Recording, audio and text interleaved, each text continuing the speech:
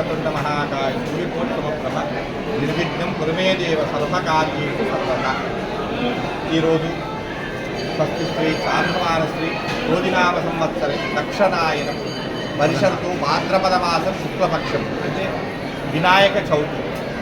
మన సంగారెడ్డి జిల్లాలో పతంచెరు మండలం ఉద్రారం గ్రామ గణేష్ గడ్డ సిద్ధి వినాయక స్వామి స్వయంగా వెలిసినటువంటి శ్రీ సిద్ధి వినాయక స్వామి బ్రహ్మోత్సవం వార్షిక బ్రహ్మోత్సవం ఈ వినాయక చవితి మొదలుకొని 17 తారీఖు మంగళవారం వరకు ప్రతిరోజు ఉదయం నుంచి రాత్రి వరకు విశేష కార్యక్రమాలు జరపబడుతుంటాయి. కావున ఈరోజు వినాయక చవితి సందర్భంగా ఉదయాన్నే 6 గంటలకు మహా అభిషేకం సంపూర్ణమైన తదుపరి అలంకరణ నైవేద్య వితరణ తదుపరి మహామంగళహారతి ఆ తదుపరి మా గణపతి హోమము రుద్రహోమము కూడా ఇప్పటి వరకు జరపబడి 12:30కు అన్న సంతాపన కార్యక్రమం జరపబడినది.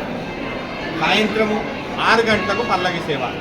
ప్రతిరోజు కూడా ఇట్టి కార్యక్రమాలు మన దేవాదాయ శాఖ దారిచేక మన ఆలయంలో నిర్వహిస్తున్నాము. ఈ 11 రోజులు స్వామివారికి మంచి భక్తులు చాలామంది భక్తులు అందులో పాల్గొని స్వామివారిని దర్శించుకొని ఆ యొక్క స్వామివారి కృపకు పాత్రలు అవుతుంది. అదే కాకుండా సామాన్యంగా వార్షిక బ్రహ్మోత్సవాలు అనగా ఎక్కడైతే మనము ఆలయాలు నిర్మాణం చేస్తామో అక్కడ మూర్తిని పెట్టుకుంటామో అక్కడనే వార్షిక బ్రహ్మోత్సవాలు చేస్తాము. అంటే ఎప్పుడు మనమైతే ప్రతిష్టాపన చేసామో దాన్ని వార్షిక బ్రహ్మోత్సవాలు అంటారు. కానీ మన దగ్గర ఉన్నటువంటి స్వయంభూ గణపతి సాక్షాత్తు ఆ గణపతి తానే తన పుట్టినరోజు వినాయక చవితి మొదలుకొనే ఈ కార్యక్రమాలు జరుపుకుంటున్నాడు. విశేషమైనటువంటిది కాబట్టి ఈ యొక్క కార్యక్రమంలో అందరూ పాల్గొని ఆ యొక్క స్వామివారి కృపకు పాత్రలు కావాల్సిందిగా కోరుతున్నాము. 17వ తారీఖు రోజు ఉదయం నుంచి అభిషేకం ముగించిన తర్వాత మహామంగళ అయిన పిదప మన హోమ కార్యక్రమంలో తదుపరి పూర్ణాహుతి కార్యక్రమం ఉంటుంది. పూర్ణాహుతి అయిన తర్వాత సాయంత్రం 4 గంటలకు పల్లకి సేవ తదుపరి లడ్డూ వేలం. అయితే మన ఆలయంలో లడ్డూ వేలము 3 రకాలుగా విభజించబడుతుంది. ఒకటి 11 రోజులు, ఒకటి 5 రోజులు, ఒకటి 3 రోజులు. కాబట్టి ఈ యొక్క వేలంపాట్లో చాలామంది భక్తులు నాకు కావాలి చాలామంది భక్తులు పాల్గొంటారు.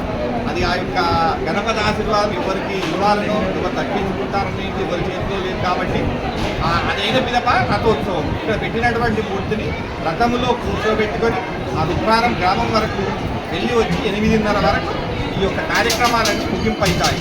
కాబట్టి భక్తులందరూ కూడా ఈ కార్యక్రమాన్ని వీక్షించి ఇందులో పాల్గొని శ్రీ సిద్ధి వినాయక స్వామి కృపకు పాత్రలు కావాలని కోరుకుంటూ మా ఆశీర్వాదం ఉండాలని కోరుకుంటూ అలాగే సిద్ధి వినాయక స్వామి ఆశీర్వాదం నిండుగా ఉండాలని కోరుకుంటూ శ్రీ చంద్రశేఖర్ పంతులు గణేష్ గడ్డ జై గణేష్ జై జై గణేష్.